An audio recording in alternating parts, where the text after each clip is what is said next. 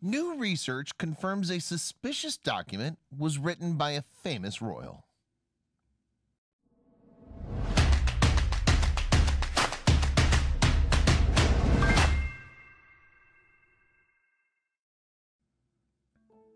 The British royal family today is most often associated with drama, tabloids, and gossip.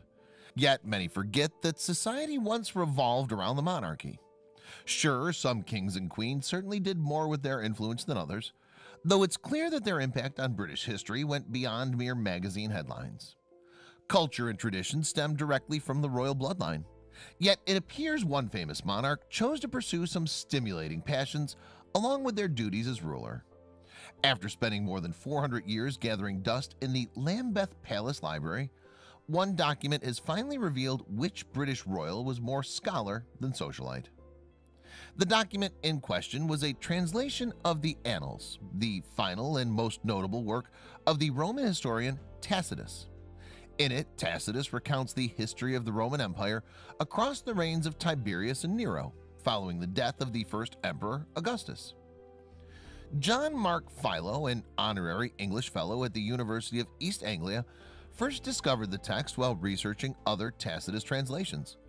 At first, the document seemed just like any other manuscript. But as he continued combing over the translation, Philo noticed something peculiar about the very paper it was written on.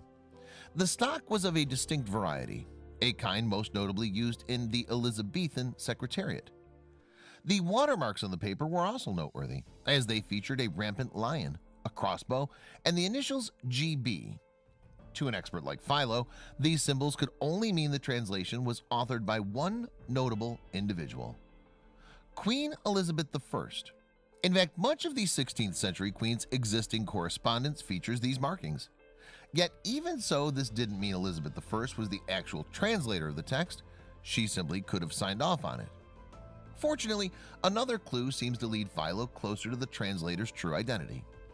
While the manuscript itself was written in the neat hand of a scribe, the corrections and markings on the page were in an extremely distinctive, disjointed hand, a trademark of Elizabeth I.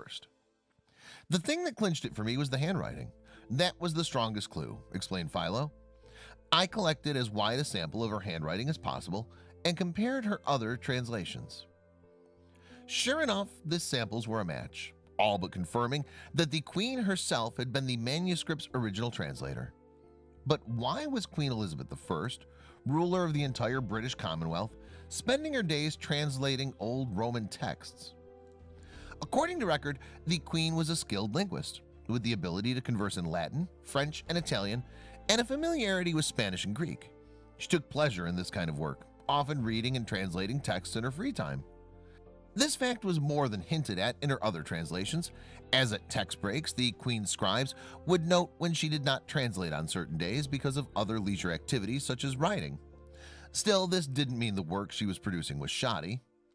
Elizabeth goes to some lengths to retain the density of Tacitus's prose and his celebrated brevity, Philo said of her Annals translation.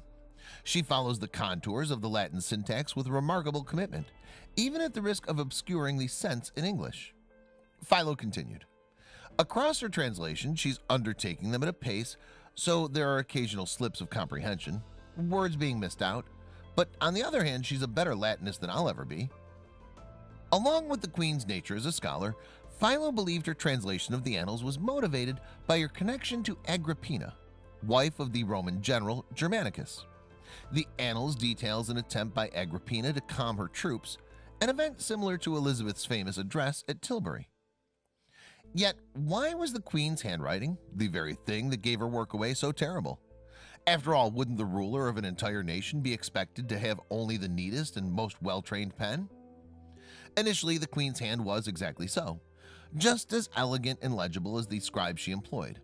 However, as time went on, the demands of her busy life eventually led her handwriting to take a turn. Her late handwriting is usefully messy. There really is nothing like it. And the idiosyncratic flourishes serve as diagnostic tools, Philo explained. Yet the true nature of the Queen's poor penmanship went beyond just sloppiness. Her letters were malformed, with the strokes of her royal E's and D's becoming increasingly disjointed. Even her M's and N's became nothing more than mushed horizontal squiggles. In fact, the Queen's handwriting eventually became so poor that her scribes would often include their own copies of her letters within correspondence. One letter included a note on a scribe's copy that read, "Sorry, please find a fair copy here." The higher you are in the social hierarchy of Tudor England, the messier you can let your handwriting become, Philo revealed. For the Queen, comprehension is somebody else's problem. But when Elizabeth II rose to power in the early 1950s, she was afforded a very different set of privileges and perks. And just like her namesake, her ascension to the throne was filled with plenty of ups and downs.